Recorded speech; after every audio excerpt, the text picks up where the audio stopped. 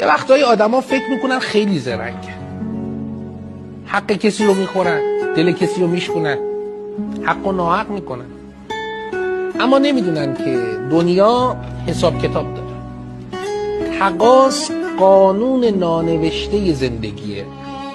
ببینید فوری نمیاد، با سر و صدا نمیاد، اما یه روزی یه جایی، از جایی که اصلا فکرش هم نمی کنیم، زندگی همون درد و همون بی‌عدالتی رو بهمون میچشونه. واقعا حق الناس شوخی نیست. ناله دل مظلوم بی صداست، اما راهشو بلده، مستقیم میره بالا پیش خدایی که حواسش به همین چیز هست. خیلی مراقب باشیم تاوان اشتباهات ما و تقاص دل شکستنای ما رو عزیزانمون نده.